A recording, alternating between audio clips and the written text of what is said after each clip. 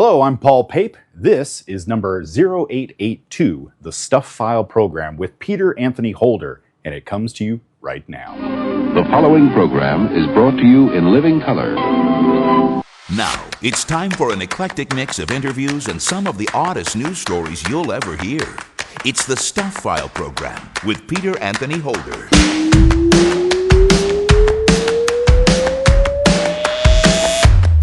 Hey there, hi there, ho there! Peter Anthony Holder here with you, and yes, this is indeed another edition of the Stuff File program, number 0882. And coming up on this edition of the Stuff File program, once again, we'll talk to legendary science fiction author Robert J. Sawyer, who has written his first non-fiction novel. It's called Sawyer on Science Fiction. I've been fighting since the beginning for science fiction to be recognized as a form of literature every bit as complex, every bit as nuanced, every bit as heart-wrenching as any other kind of literature. And I've been saying that since day one and calling out my colleagues when they go too deep into just talking about technology. Science fiction is not Tom Clancy in the future. It's not endless descriptions of how this and that works. It is an exploration of how the human mind and heart will deal with the huge changes that we're going to face as a species. Greig is a songwriter, author, and mentor who has had 18 Eurovision entries across 11 consecutive years.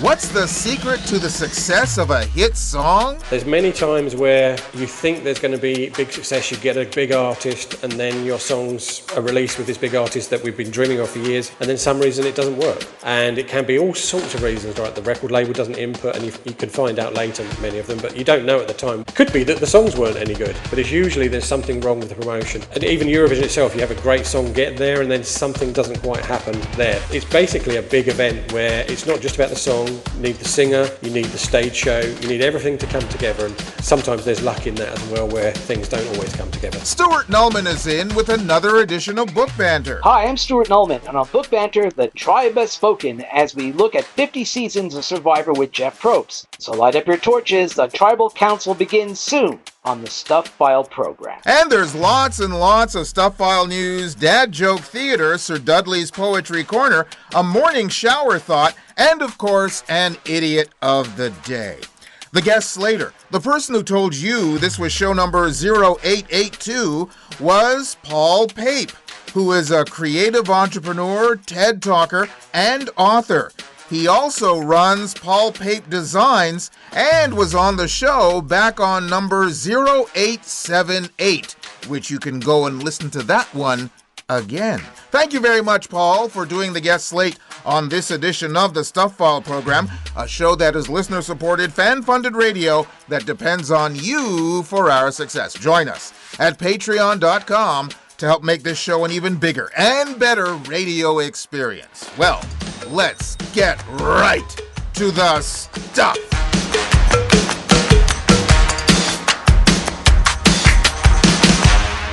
A semi-truck leaked 40,000 pounds of Frank's Red Hot sauce along Interstate 71 in Delaware County, Ohio last week during a heat wave exceeding 100 degrees Fahrenheit.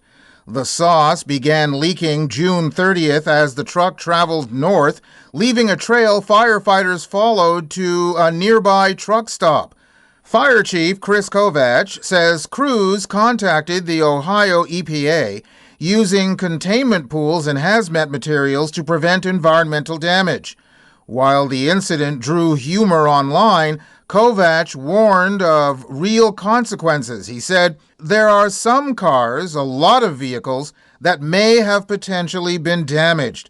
One driver reportedly spent $30 on car washes without removing the staining. The trucking company is arranging cleanup, and Ohio State Highway Patrol may issue citations. Affected drivers can seek insurance compensation." Frank's Red Hot. I put that on everything. It's the perfect blend of flavor and heat. I put that on everything. Yeah, but not on cars. Last weekend was obviously the biggest bash of all time in the U.S. Of course, I'm talking about Taylor Swift and Travis Kelce's Madison Square Garden wedding. If you're someone who just can't get enough of the event, there are some opportunistic sellers that are cashing in. A website called New York City Garbage is selling actual refuse collected outside Madison Square Garden on the couple's July 3rd wedding date. Items include soda can tops, fabric scraps, and a single AirPod, each priced at $25. For bigger spenders, an eBay seller is offering a bag of air allegedly collected outside MSG for $49,999.99. That listing has already surpassed 200 views at press time. The wedding itself featured notable highlights, including Adam Sandler officiating, MSG transformed into a garden setting, and a live performance of I Wanna Hold Your Hand by Paul McCartney. Wow, McCartney's available for weddings now. Looks like he's going to have a busy summer. A 36-year-old Fort Wayne, Indiana man faces a felony arson charge following a bizarre and disturbing incident. Christopher Peden allegedly used a kitchen knife to sever his own genitals in a garage at around 2 a.m., then poured gasoline on the dismembered organ and set it ablaze. The Fort Wayne Fire Department responded to the garage fire in May, while police were simultaneously dispatched to reports of a stabbing nearby. Peden initially told officers he had been stabbed downtown. He later admitted at the hospital that he had been dishonest and confessed to the self-inflicted act. Investigators found gasoline, 4 lighters, and a kitchen knife at the scene. Arson carries up to 12 years in prison. Okay, what I want to know is, was this a spur-of-the-moment thing, or was it well thought out? Either way, I'm baffled. And I also want to know, did he detach both Jim and the twins? And also, how does he now pee?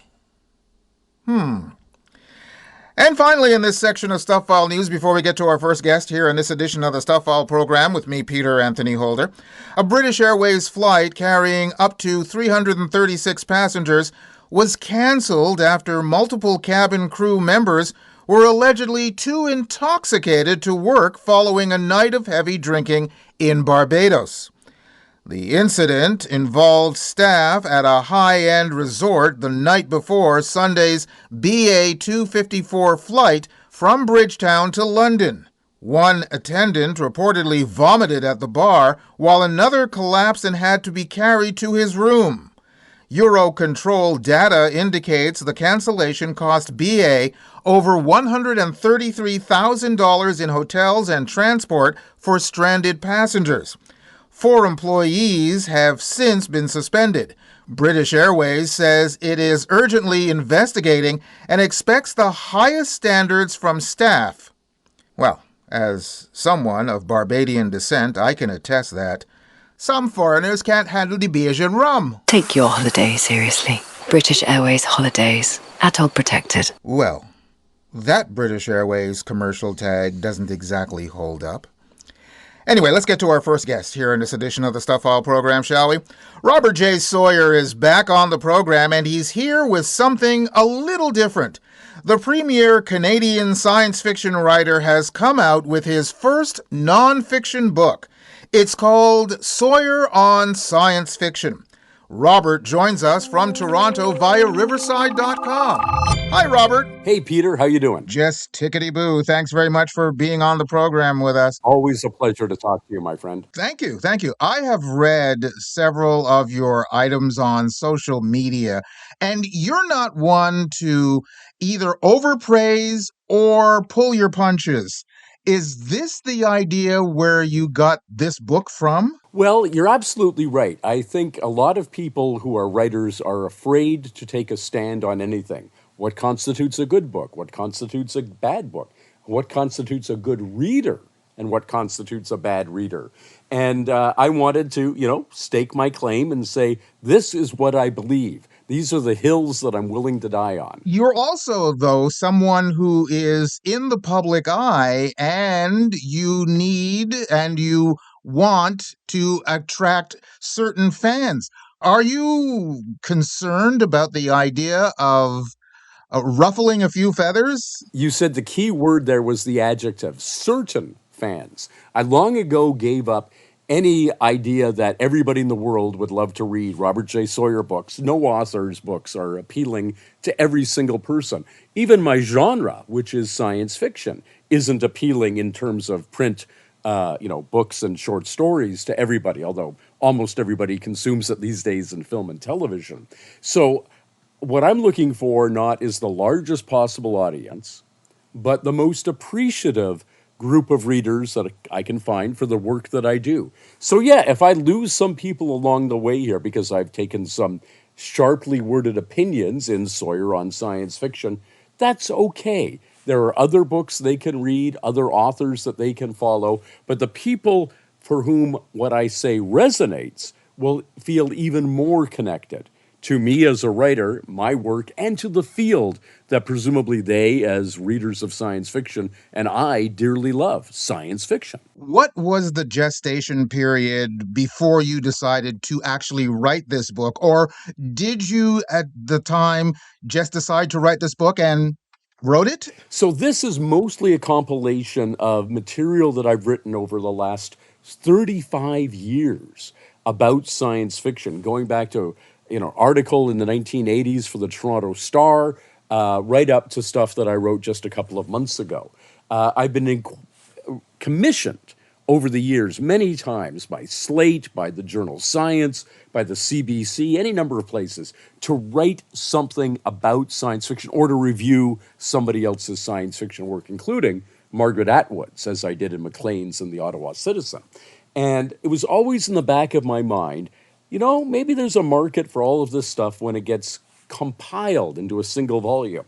And I set about doing that last year, and it was 300,000 words, about the thickness of 3 average novels in the first draft. And so I went through and kind of brutally cut things that were peripheral to science fiction or just hadn't aged well because they were talking about, how to do online research as a science fiction writer in the pre-World Wide Web era. There's just no point in reprinting that at this point. And got it down to 225,000 words. Still a massive book. You could kill a man with it. But it is a career retrospective and a really in-depth look at the history of science fiction over the last third of a century. Both my work and the work of my colleagues, and of course, looking back on the giants whose shoulders I stand on: Clark, Asimov, Pohl, Judy Merrill, Mary Shelley, endless numbers of great predecessors of mine. Well, you said that you cut some things out because they just didn't live well in today's technology and in what is going on in today's age. But have you decided, in looking back at some of the stuff that you wrote, have your opinions changed in any way, shape, or form over some of the stuff you had written earlier? The biggest change, of course, has been in my view of AI. I think as a science fiction writer, if you go back and look at my oeuvre, my collection of books over the years, I'd written science fiction novels where AI was our greatest friend. And I'd written some where AI was an existential threat. And, obviously the large language models, ChatGPT and so forth, were unleashed upon us without anybody asking for them and no plebiscite requesting them a few years ago. And that caused me to, it's one of those moments where Walter Cronkite years ago would have said, science fiction has become science fact. We're facing, in our everyday lives now, AI. And I've decided I was Pollyanna-ish. I was naive when I said there was a win-win scenario for us and AI. It's an existential threat. And that certainly is an opinion that's crystallized in the last few years and is not reflected in the older pieces on AI in my new book, Sawyer on Science Fiction. On the other hand, are there some things that you wrote 20, 30 years ago that for you are just evergreens, that this hasn't changed in the last few decades? Absolutely. I've been fighting since the beginning for science fiction to be recognized as a form of literature every bit as complex, every bit as nuanced, every bit as heart wrenching as any other kind of literature. And I've been saying that since day one and calling out my colleagues when they go too deep into just talking about technology. Science fiction is not Tom Clancy in the future. It's not endless descriptions of how this and that works. It is an exploration of how the human mind and heart will deal with the huge changes that we're going to face as a species going down the pike. And I've been very adamant from the beginning that science fiction, not just my work, the work of the ambitious authors in my field, is literature, is powerful, is life-changing, and has something to say, despite what I said a few moments ago about me only seeking a very narrow audience of appreciative readers, something to say to everybody, Pete. Well, why do you not think that science fiction is as respected as it should be? Every once in a while, you still get, and far more frequently than you should, articles that will say nonfiction in a newspaper, a magazine, or on TV, but that's just science fiction, by which they mean, but that's just made up garbage, right? They just pulled that out of the air. No, my colleagues and I work enormously hard to keep as abreast as any good science nonfiction writer, science journalist would, with all of the cutting edge advancements in science and technology, and bring great rigor and logic to our extrapolations about where they may be in the future. So when people say that's just science fiction, and they still do say that, what they mean is that's just fantasy. And by fantasy, they mean something that could never actually happen. Whereas science fiction is an exploration of those things that probably could happen, plausibly might happen, and may indeed be our future 5 years, 50 years, 500 years, 5,000 years down the road. In this day and age, it seems to be that everyone is in their own little camp of some kind or silo. It's very divisive in this day and age. Yet you have this book coming out. Uh, what is your hope for this particular book? Do you hope that it will spark a conversation amongst people either within the sci-fi fan community or people who are outside of the sci-fi fan community? I think it's going to do both those things, or I hope it will anyways. Within the science fiction community, there are going to be those who say, Sawyer is wrong. His take on H.G. Wells isn't right. His feminist take on Mary Shelley's Frankenstein is out to lunch. There'll be people who will argue with me, and that's fine because science fiction has always been the literature within itself of one work arguing against another. Famously, Robert A. Heinlein's novel, he was a World War II soldier glorifying war called Starship Troopers, versus Joe Haldeman's novel, he was a Vietnam draftee who didn't want to be there and was severely injured in combat, novel Forever War, about how reprehensible war is. These are dialogues that science fiction always has. So absolutely, people will disagree with me, and as long as they disagree with me in a civil fashion, of course I welcome it. Outside the science fiction readership, I just want people who hadn't thought about science fiction as being anything other than pew, pew, ray guns and silly rubber face mask costumes, to realize just how much thought, depth, philosophy, research, and concern with human morality goes into good science fiction writing. Would you agree that those who aren't necessarily science fiction fans, the pew pew as you just described, are not seeing the forest for the trees, in that I've always felt that science fiction is a morality tale about what's going on today set in the future. Am I wrong? Yes.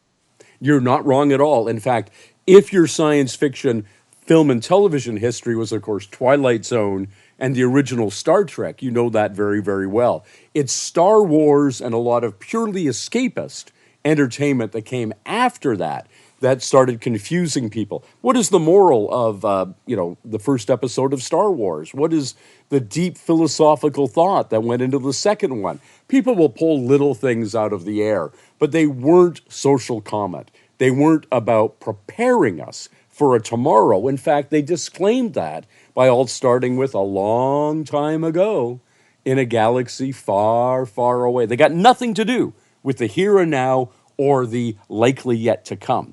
And I want to get us back to that Twilight Zone original Star Trek take on the genre. 1968's Planet of the Apes, another great example of science fiction as social comment, a formative film for me. I want to get us back to that, to the public perception being that it is thoughtful, intelligent extrapolation, and to take under the umbrella Margaret Atwood's The Handmaid's Tale, which is absolutely a work of science fiction. George Orwell's 1984, Aldous Huxley's Brave New World. These are core works of science fiction that people pluck out in order to make a specious argument. After you pluck out all the good stuff, what you're left with in any field is garbage, of course. And science fiction preferentially has to face that particular prejudice. And I'm standing up against it in this book, Sawyer on Science Fiction. Well, I look forward to Sawyer on Science Fiction to open up the debate on both sides of both the science fiction world and also the science fiction and non-science fiction world. When will the book come out and how can one get it? Sawyer on Science Fiction, traditionally published in print by Shadowpaw Press, fine Canadian publisher, but available worldwide, comes out August 4th. It's also available on that day in an ebook edition as well, if you prefer, from any ebook vendor you name, Kindle, Kobo, Apple Books, Google Books, whatever you like. So basically, it'll be out there everywhere. And if your local bookstore hasn't stocked it, well, A, shame on them, but B, just ask them to order it.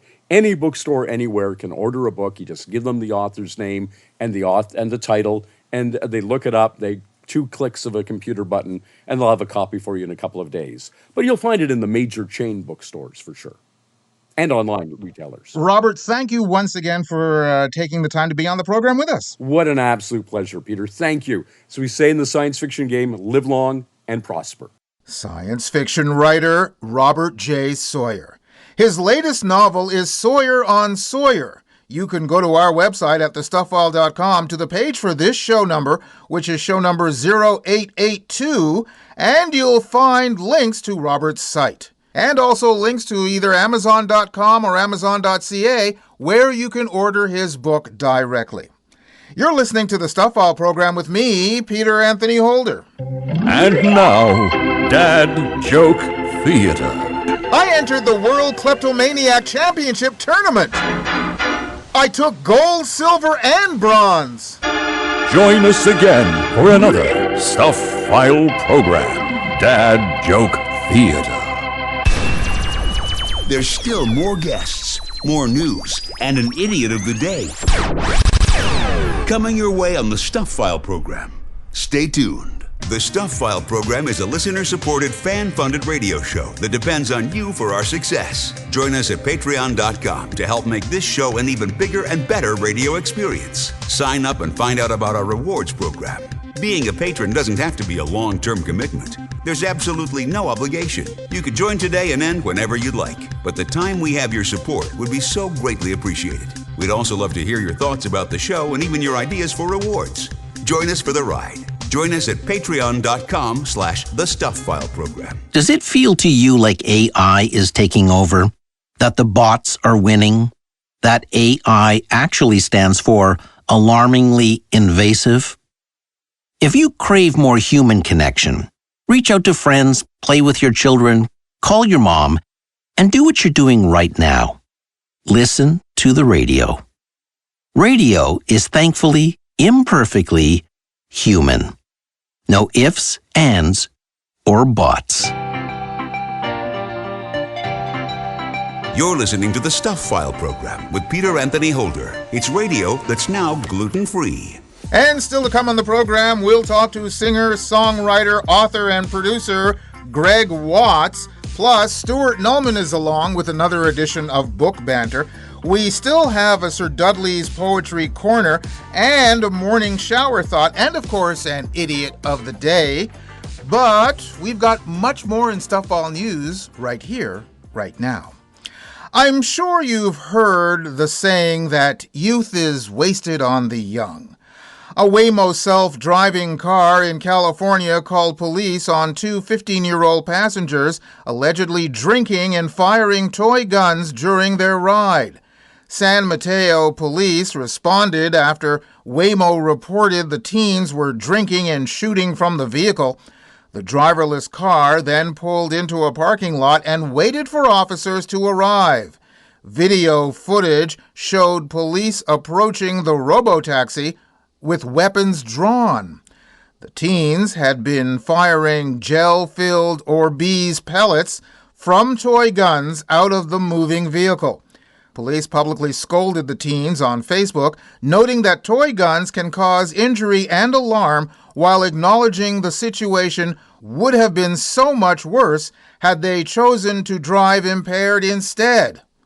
Well, they're 15. They don't have licenses yet. Anyway, whether charges will be filed remains unclear. But as I've said in the past, their parents must be so proud. While on patrol along the South Coast, Officer Lane Garrison of the Washington Department of Fish and Wildlife went by the Tokeland Tidelands in Pacific County and spotted a man allegedly trying to hide a crab, first in a woman's coat and then under her hat. As the officer observed them, a second couple with sagging clothing joined them. He approached the couples, who submitted 5 crabs for inspection, saying that this was all they had. He pointed to a crab leg sticking out from under the woman's hood. Then he noticed her pants were moving. Said Garrison, "Those are crabs in there?" This is probably the only time a police officer can say that to a woman and not face HR problems.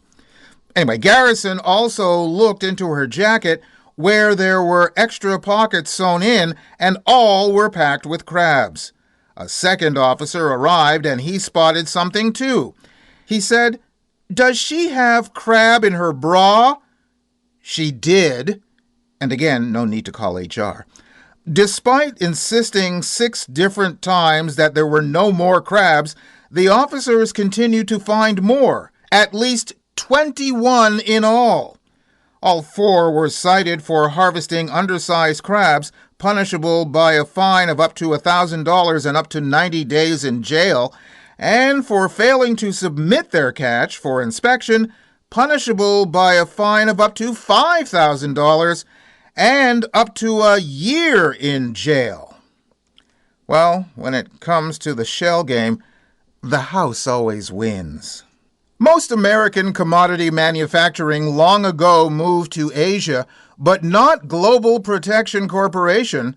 Classically founded in a Massachusetts college dorm room at Tufts University in 1987, the company has been growing since and is known for inventing the glow-in-the-dark condom. Another GPC innovation, condoms in 52 distinct sizes. Today, GPC makes 250 million condoms per year, necessitating a larger headquarters, and they've just moved into a new building in Lynn, Massachusetts. The historic building that's now GPC's headquarters, wait for it, was built as a creamery. So really, not much has changed. The Stuff File program presents asinine situations that make you want to scream into a pillow. A Missouri man was wearing a promotional shirt from his bail bondsman when he was rearrested for violating his release terms. 22-year-old Ethan Zane Adams was originally placed on 2 years probation following a 2024 conviction. He allegedly violated probation with new DWI and domestic assault arrests. A judge set bond at $3,000, which Colombia-based Jesus Bebe bail bonds posted. The company gifted Adams a promotional t-shirt upon release. Their policy states, whenever we bond you, you get one free.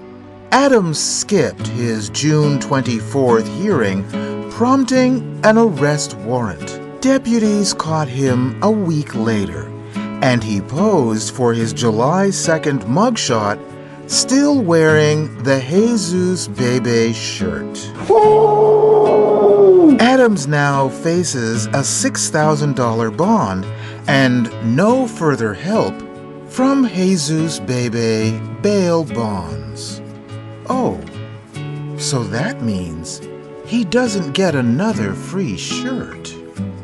Not even a punch card. This has been the Stuff File program, Asinine Situations That Make You Want to Scream into a Pillow.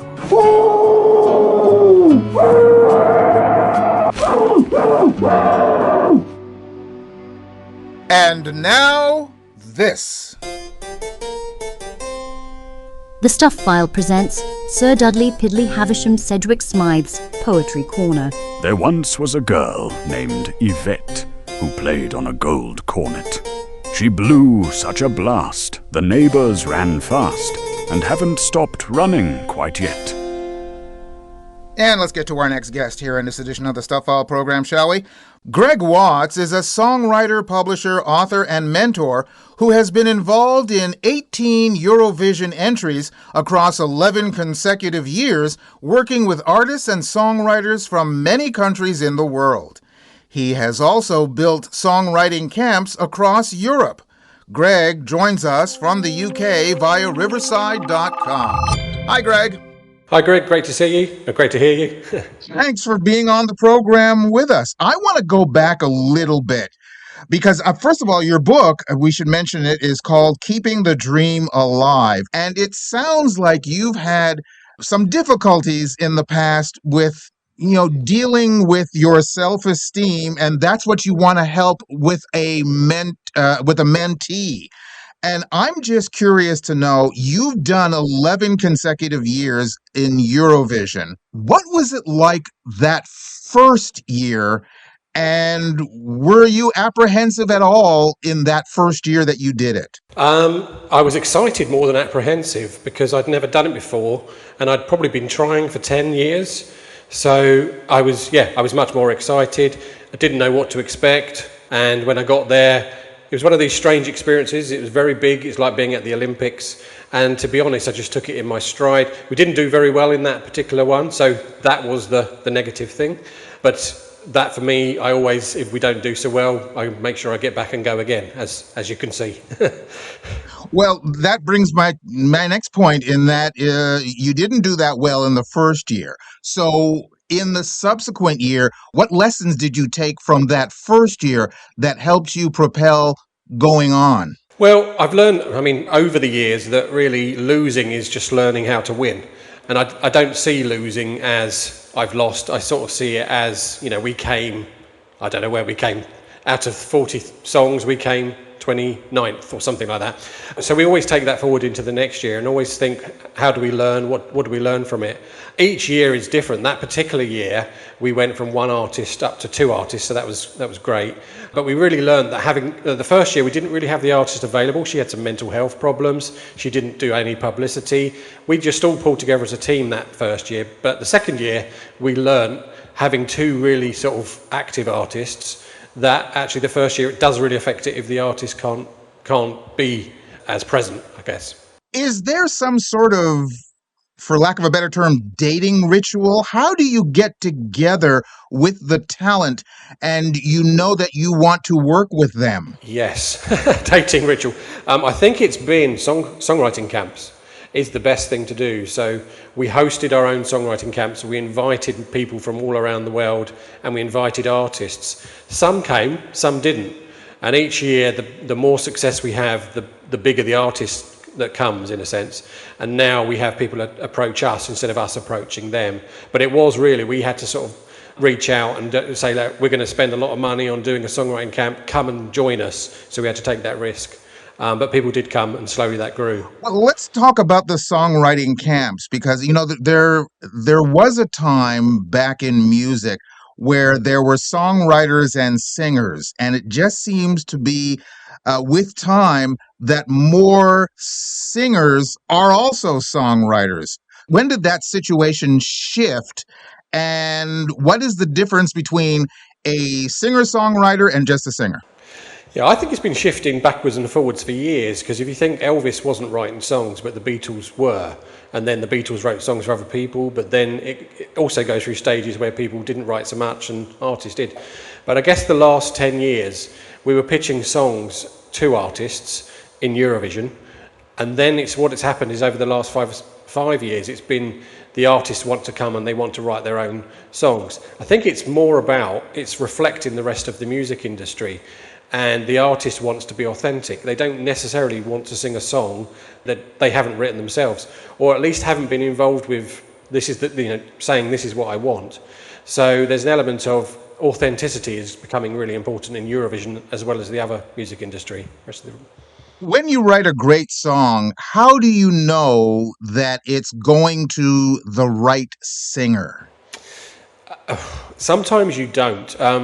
If you write a great song and pitch it, sometimes you're trying to get it to the right people, and sometimes it goes and you get it somewhere and the artist performs it but they probably weren't quite the right artist for it. But when you do know, you do know. If that you have this feeling of, I don't know, everything fits together. It's like a plan all coming together all at once. So in a way, those are the emotional connection, the goosebump moments where you realise, I think a lot of it is luck, but we struck lucky here and got the right song with the right singer on the right stage show.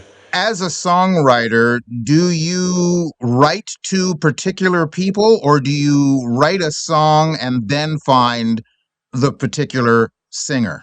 I think that has changed over the years. Now, I think more we're trying to bring the singers in and writing for and with the singers again, because then it's authentically them. We're not trying to get them to imagine them singing the song. They've actually been there at the start of the creation. Eurovision is a very visual show, so in a way you want to tell a story. If the artist is connected to the story, that really, really helps. It used to be we'd write a song and try and find the right artist, but now most of the time we're writing with the artist, so we're finding the artist first and then saying, what do you need? Let's write for you and with you. As I mentioned, you have a book called Keeping the Dream Alive. What exactly is the book about, and whom did you write it for? Who were you trying to reach as far as the reader was concerned? I guess there's two parts. Keeping the Dream Alive started as a bit of my life story during COVID, and I wanted to leave a legacy to my kids. So I started to tell stories about my journey through the music industry. Soon after COVID, I started a mentorship. And then once I started to finish the book, I sort of realised that the two fit together. The stories were part of teaching and coaching and mentoring other writers. And you mentioned self-esteem earlier. Nearly every writer I come across has ups and downs, anxiety. That's part of the creative circle. And actually, I think I've experienced so much in music that I think actually I can really coach others through the highs and the lows, because actually the lows are just as important as the highs because you learn from them. So, as someone who has gone through the journey of music writing, and sometimes you are so in tune with what you are doing that you're not seeing the whole picture, but as you wrote a book which literally tells your life, did you kind of learn things about yourself that you didn't really think of during the course of your career? Yeah, when you write a book and actually when you mentor people, you find yourself telling them you should do this, you should do that, and actually it's often speaking back to yourself. So actually, and as well, when I'm writing, I'm almost dumping the information out of my brain, and so many stories came where one would come out, and as that one came out, there was another behind it that I'd forgotten about. So I learned, actually through writing, I really learned a lot about my career, and it's almost changed my career in, I know what different directions to go in from the writing, in a sense, because it's pushed me in a different way. Well, exactly how has it changed your career in writing this book? I think it's moved me. I mean, I believe that in your career you have transitional periods. I was a writer. Then I became a publisher, then an A&R, and now I see myself much more as a book writer, author, plus a mentor. And I think the book writing and the mentoring, that goes together. It doesn't mean I don't write songs ever, but I see myself as the important part of what I do is developing others, rather than my own career as a songwriter. I think a lot of people that I can develop will go a long way further than I did, because my strength is in development. Have your musical tastes changed since you first started songwriting? Not one bit. So there was a period where I had a bit of a dark period and didn't want to do it anymore, and I fed up, and I basically went back to the early 80s and my favourite music that I discovered when I was first getting into it, the Tears for Fears, your Duran Duran, your OMD, all sort of music like that. And I realised that I was really inspired again. So that's one thing I teach my writers is, when you're having your uncreativeness, go and listen to that music that you had in your magic period, the first time you discovered music. You soon get inspired again, and you soon remember, this is why I did it, and this is why we do it. It's not to sort of make money or to be successful. We sort of lose ourselves into that. The actual reason we do this is because we love songs. So I have to remind. Whenever I want to remember that, I go back and listen to music that's from the 80s and early 90s maybe. I don't listen to the music that we're creating at home because it's work. Over the years, what has been the greatest success for you at Eurovision? I think results-wise, back in 2021, we had a song called Je me casse, which was third in the jury voting, and then I think it finished 7th in overall, so that was a big success. But I think probably the biggest success that I felt wasn't actually Eurovision itself. It was last year in Luxembourg, or actually this year, in January, we had the 6 songs out of 8 in the national final. And at one point, 3 of my songs got forward to the super final, and I could sit there and say, I know I'm going to win this. And it was a kind of that big feeling of, we've been involved in making the whole show, and it was just a very, very special moment. And that, not because it was successful, but I was there with 12 other songwriters and they've all been with me on a long journey to get there. So hence in the book, I'm not always talking about success. I'm talking about, actually, part of this is you need to enjoy the journey along the way, because we only live once, and I get to do some amazing things. Actually, it's not all about winning and losing or becoming successful. Sometimes it's just about enjoying the moment and being with the right people too. Have you ever been surprised by either the success of a particular song that you have been part of, or conversely, have you been surprised by the lack of success of a particular song? Yes, lots of times. There's many times where you think there's going to be big success, you get a big artist, and then your songs are released with this big artist that we've been dreaming of for years, and then some reason it doesn't work. And it can be all sorts of reasons, right? The record label doesn't input, and you can find out later, many of them, but you don't know at the time why. It could be that the songs weren't any good, but it's usually there's something wrong with the promotion. And even Eurovision itself, you have a great song get there, and then something doesn't quite happen there, because it's basically a big event where it's not just about the song. You need the singer, you need the stage show, you need everything to come together, and actually sometimes there's luck in that as well, where things don't always come together. So sometimes it goes further than you think, sometimes it's less. How soon after a Eurovision entry and a Eurovision year do you start working on the next year? Eurovision is usually let's say May the 15th. We are running camps from June the 1st. So we pretty much a year cycle. Of course, we're submitting songs probably from September through to maybe January, but all the finals are around January, February, March. But yeah, we start straight away. And actually, we're still working this year, probably for a couple of years ahead, because we believe the artists we're developing now, some of them aren't ready yet, but in 2 or 3 years' time, they become ready. And again, because that's sometimes they're getting close but not quite winning, and they're getting into a final not winning, but next time they'll come back and have the experience to win. Well, congratulations on your success this far, and also congratulations on the book, which is called Keeping the Dream Alive. Greig, thank you very much for taking the time to be on the program with us. Thank you. And you're from Canada, is that right? Is Yes. This going out mainly in Canada? Because Canada's just about to join Eurovision. Have you heard that? Yes. So we may be seeing a Canadian entry, hopefully with DWB on it at some point soon as well. But thank you for having me. Maybe that's somebody that you can mentor. Yeah, would love to. Anyone from Canada wants to do Eurovision, get in touch. Greig Watts. Songwriter, publisher, author, and mentor. The full title of his book is called Keeping the Dream Alive, a songwriter's guide to overcoming rejection, finding success, and enjoying the journey along the way. You can go to our website at thestufffile.com to the page for this show, which is show number 0882, and you'll find links to Greig's website, plus links to either Amazon.com or Amazon.ca, where you can order his book directly. You're listening to the Stuff File program with me, Peter Anthony Holder. Giving you something to think about. This is Morning Shower Thoughts. How come your lips don't touch when you say the word touch, but they do when you say the word separate? Morning Shower Thoughts from the Stuff File program.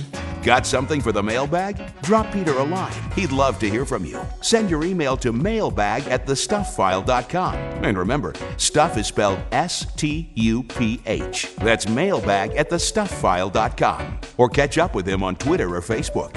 There's more Stuff File coming your way in just a few moments.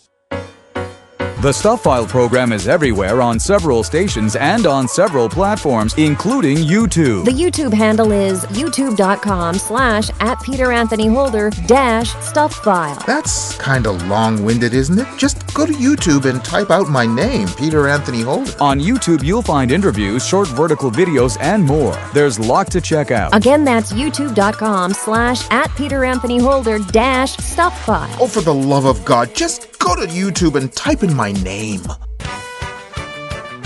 From our studios in Montreal, Canada, and going out to the rest of the world, this is the Stuff File program with Peter Anthony Holder.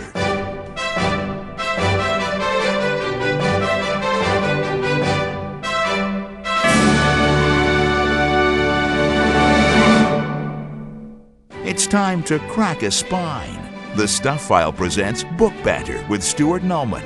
Once again, here's Peter Anthony Holder. And we will find out if Stuart Nulman's porch is snuffed out. Hello, Stu. Hi, Peter. No, I could see very well in the dark here. My torch is still lit, thank goodness. Okay. You know what? Why we're talking about torches and all that, we're not promoting pyromania. We're talking about Survivor, because it was 25 years ago, a group of total strangers were dropped off on an island in Borneo to undergo 3 weeks of basically unpredictable weather, physically demanding challenges, and ongoing interpersonal strategies and skullduggery so that one participant will be left standing for $1 million prize. And thus, Survivor was born. 25 years and 50 seasons and 751 players later, Survivor has become the dean of the competitive reality television genre that still attracts viewers and has turned its contestants into pop culture celebrities and spawned just as equally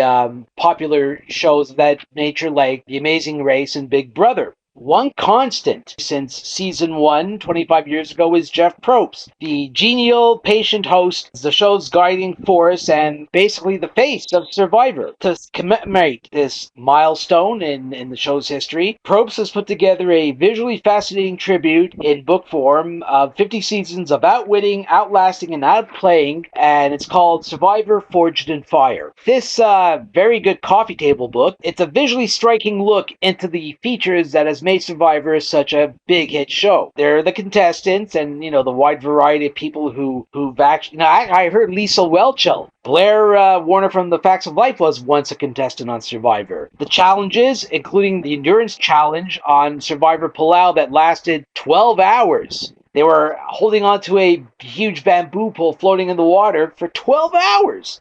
The rewards, both immunity and food and reward challenges.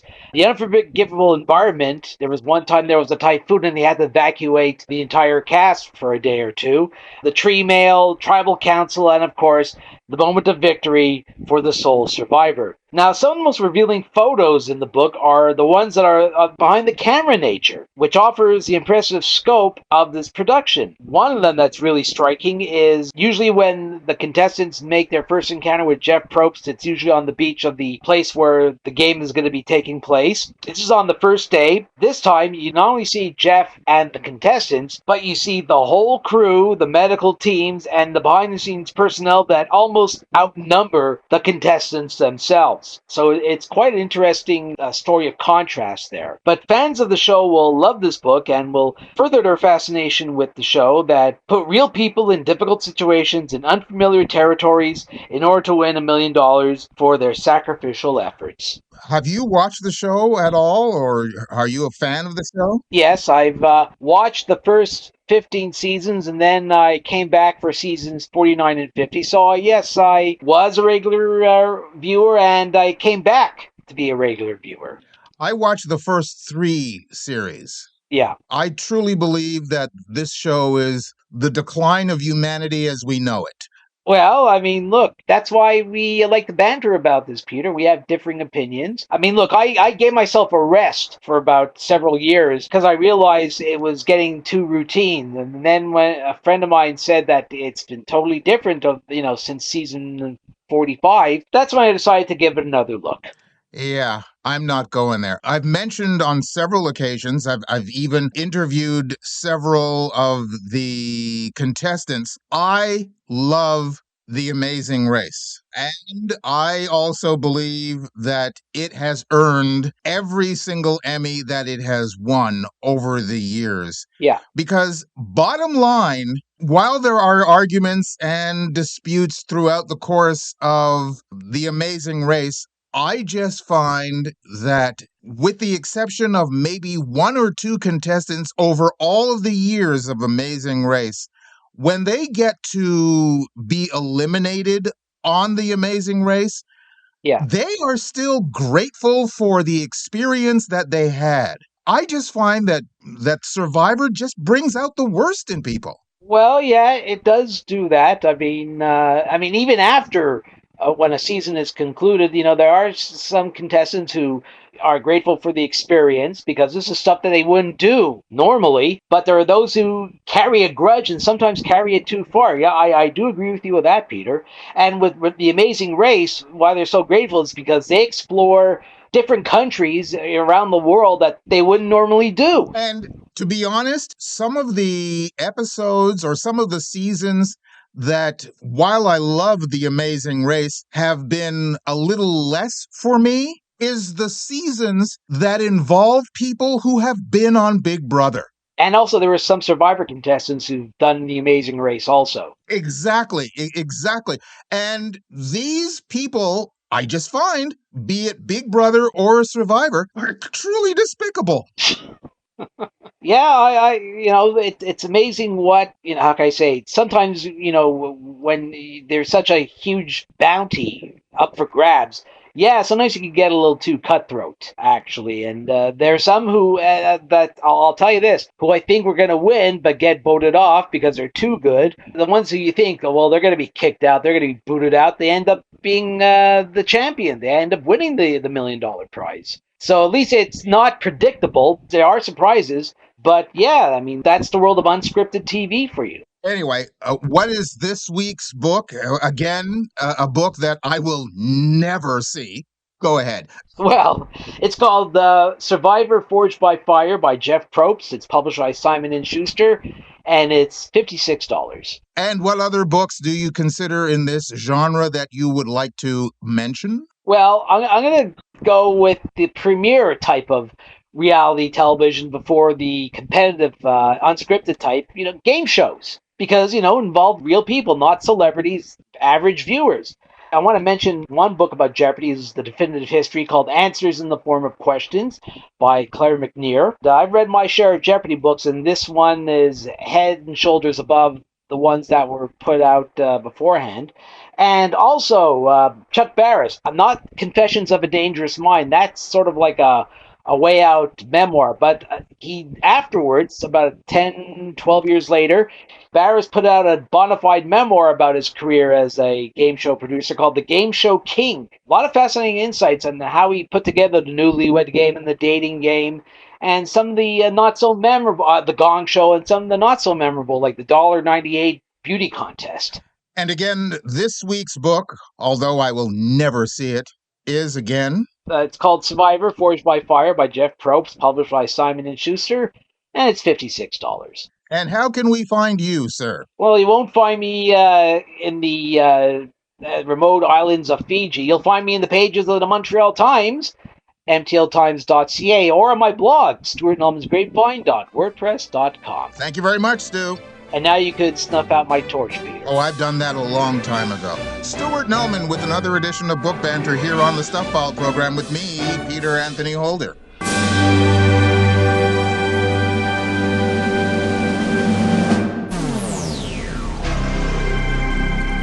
The Stuff File. And we're just about out of racetrack on this edition of the Stuff File program. But, boys and girls, it's that moment you've all been waiting for. It's time now for the Idiot of the Day. And now it's time for the strange things adults do. This Stuff File presents the Idiot of the Day. In a twist of poetic justice, 29-year-old Jalen Goddard from Odenton, Maryland, managed to have his own car stolen while he was busy allegedly burglarizing a business right across the street. Police were responding to a stolen vehicle report the morning of June 25th when a burglary was reported just minutes later at a Verizon store across the street. Officers began to connect the dots after noticing blood on the store's window, as well as blood on the glasses of the man who reported his vehicle was stolen. When asked to show his hands, officers discovered blood on his hand and shirt and placed him in handcuffs. The man repeatedly denied being at the Verizon store, while surveillance footage allegedly shows him burglarizing it. Said one officer, "That's some karma right there, dude," before placing the suspect in the back of a police vehicle. Now, why? Oh, why? If you're in the process of an alleged burglary, would you then call the cops to report your own car stolen? One reason, and one reason only: you're an idiot! Gee, I'm only a kid, but even I know you're an idiot. And that's it for this edition of the Stuff File program, number 0882. Hope you enjoyed it. The website is thestufffile.com, and once again, Stuff is spelled S-T-U-P-H, where you'll find information and links on all of our guests by going to the weekly Stuff File page. Just look for the corresponding program number, and once again, that's 0882. Email me at peter@thestufffile.com. You can also find me on Facebook, Spoutable, Mastodon, and Blue Sky as PA Holder. Check us out on patreon.com, where you can become a patron of the program. Hope to see you back here for our next show on the air, online, or as a download. We're coming to you from everywhere, including over the air on stations like World FM New Zealand, WNRHLP FM Newport Richey, Florida, KZZHLP FM Eureka, California, WFNULP St. Paul, Minnesota, CKUW FM Winnipeg, Manitoba, CFMU Hamilton, Ontario, CKLU Sudbury, Ontario, Local 107.3 FM St. John, New Brunswick, CHSR Fredericton, New Brunswick. Plus, streaming on any streaming service your little heart desires. That's it. Bye-bye. Sir Dudley here. You've been listening to the Stuff File program with Peter Anthony Holder, a presentation of Flying Fish Communications. Though Peter has had an extensive career in television, he is most suited for radio. To quote William Shakespeare, "The tartness of his face sours ripe grapes."